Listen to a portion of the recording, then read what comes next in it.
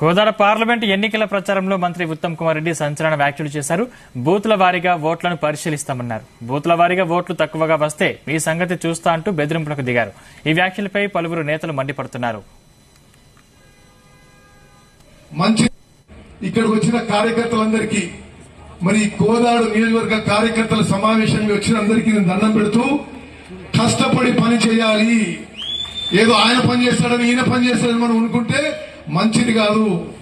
నేను బూతుల వారిగా రిజల్ట్ చూస్తా. ఏ బూత్ లో ఎక్కువ మెజార్టీ వస్తే తగిన గుర్తింపు, గౌరవం, మర్యాద, వర్కులు. ఏ బూత్ లో తక్కువ మెజార్టీ వస్తే మీ సంగతి చూస్తా. మరి ఉట్టిగానే పోయి ఏదో ఉత్తమ్ కుమార్ రెడ్డి, రఘువీరారెడ్డి, జారెడ్డి గారు వచ్చిండ్రు, చంద్రరావు గారు మంచిగా మాట్లాడిండు, మళ్ళీ పోయి మందు అయి పడుకుంటే కుదరదు. రేపటి నుంచి పని మొదలు పెట్టాలి.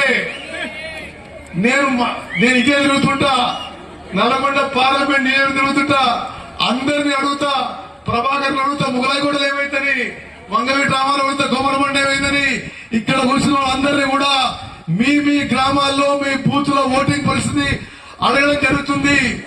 మనం పెద్ద అట్టహాసం చేయనవసరం లేదు. నాకు తెలుసు కోదాడు నియోజకవర్గంలో వీర కాంగ్రెస్ సైనికులు ఉన్నారు. మీ త్యాగం, మీ కష్టం, మీ చెమట, మీ రక్తం వల్లనే కాంగ్రెస్ పార్టీ నిలబడ్డది అని మేము ఎప్పుడు గుర్తుపెట్టుకుంటాం. మీ వల్లనే మేము ఈ స్థానంలో ఉన్నామని చెప్పి కూడా మేము మనం చేస్తున్నా. ఇక్కడికి వచ్చిన కార్యకర్తలందరికీ మరి కోదాడు నియోజకవర్గ కార్యకర్త ఇదే అంశానికి సంబంధించిన మరిన్ని పూర్తి డీటెయిల్స్ మా ప్రతినిధి జానయ్య అందిస్తారు. జానయ్య. సందీప్, మంత్రి ఉత్తమ్ కుమార్ రెడ్డి నిన్న కోదాడలో చేసినటువంటి వ్యాఖ్యల పట్ల రాజకీయంగా దుమారం లేకుందని చెప్పవచ్చు.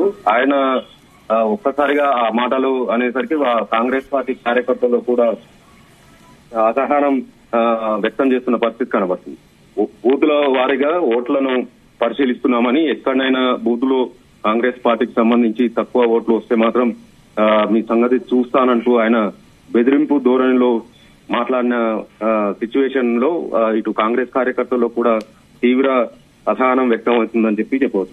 గత ఎన్నికల కోడ్ ఏదైతే పార్లమెంటు ఎన్నికలకు సంబంధించి కోడ్ వచ్చినప్పటి నుంచి కూడా కాంగ్రెస్ పార్టీకి సంబంధించిన నేతలంతా కూడా అసలు వారు మాట్లాడే భాష కావచ్చు, వారు మాట్లాడుతున్న తీరు కావచ్చు, ప్రతిపక్షాలపై విమర్శల పైన కూడా అడ్డగోలుగా మాట్లాడుతున్న నేపథ్యంలో రాజకీయ విశ్లేషకులు కూడా వీరి వ్యవహార శైలి పట్ల కూడా కొంత వ్యతిరేకత మొదలైందని చెప్పి చెప్తున్నారు. ఎందుకంటే కాంగ్రెస్ పార్టీ ప్రభుత్వం ఏర్పడి కొద్ది నెలలు అవుతున్నా కూడా ఈ వెంటనే వచ్చినటువంటి పార్లమెంట్ ఎన్నికల్లో అభ్యర్థుల గెలుపు కోసం నిర్వహించేటువంటి సమావేశాలు, సభల్లో కూడా వీళ్ళు మాట్లాడుతున్న తీరు పట్ల కూడా కాంగ్రెస్ పార్టీ కార్యకర్తల్లో కావచ్చు, ఇటు ప్రతిపక్షాలు కూడా వీరు వ్యవహరిస్తున్న తీరుపైన కూడా ఆగ్రహం వ్యక్తం చేస్తున్న పరిస్థితి కనబడుతుంది.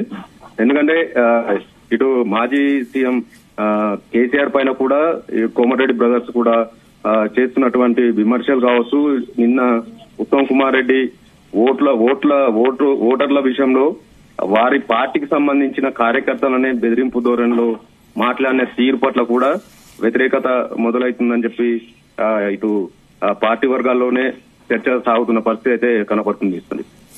జానయ్య, అంటే కాంగ్రెస్ కార్యకర్తలను ఉద్దేశించి అన్నాడా లేకపోతే ఓటర్లను ఉద్దేశించి అన్నాడా? దీనిపై ఏ విధంగా చూసుకోవాలి? అంటే అక్కడ ఉన్న కార్యకర్తలు ఏమంటున్నారు? నిన్న కోదాడ అసెంబ్లీ నియోజకవర్గ స్థాయికి సంబంధించి అసెంబ్లీ పరిధిలో ఏర్పాటు చేసినటువంటి ఎన్నికల ప్రచార సభ అని చెప్పొచ్చు దీన్ని.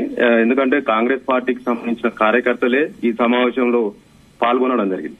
కేవలం కాంగ్రెస్ పార్టీ కార్యకర్తలను ఉద్దేశించే ఈయన ఈ వ్యాఖ్యలు చేసినట్టుగా కూడా మనం చెప్పుకోవచ్చు. ఎందుకంటే బూతుల వారీగా ఓట్లు కాంగ్రెస్ పార్టీకి ఎన్ని ఓట్లు వస్తున్నాయి, బూతుల వారీగా కూడా పరిశీలిస్తున్నాము. ఏ బూతులోనైనా కాంగ్రెస్ పార్టీకి తక్కువ ఓట్లు వస్తే మీ సంగతి చూస్తామంటూ ఆయన మాట్లాడిన తీరు కాంగ్రెస్ పార్టీ కార్యకర్తలను ఉద్దేశించి మాట్లాడినట్టే కాంగ్రెస్ పార్టీ కార్యకర్తలు కూడా వ్యతిరేకిస్తున్నారు. ఎందుకంటే ఇది ఆయన మాట్లాడిన తీరు విషయంలో కేవలం కాంగ్రెస్ పార్టీ కార్యకర్తల విషయంలోనే మాట్లాడినట్లు తెలుస్తుంది.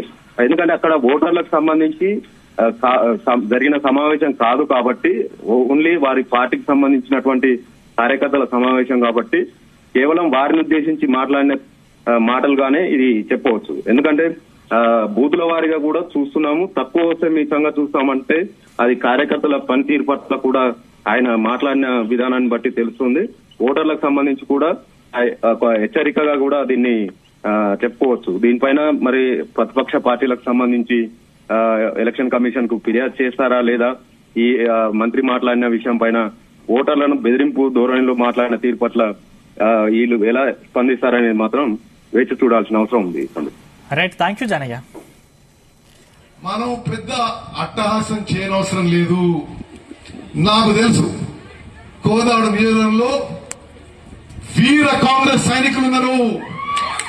మీ త్యాగం, మీ కష్టం, మీ చెమట, మీ రక్తం వల్లనే కాంగ్రెస్ పార్టీ నిలబడ్డది అని మేము ఎప్పుడు గుర్తుపెట్టుకుంటాం.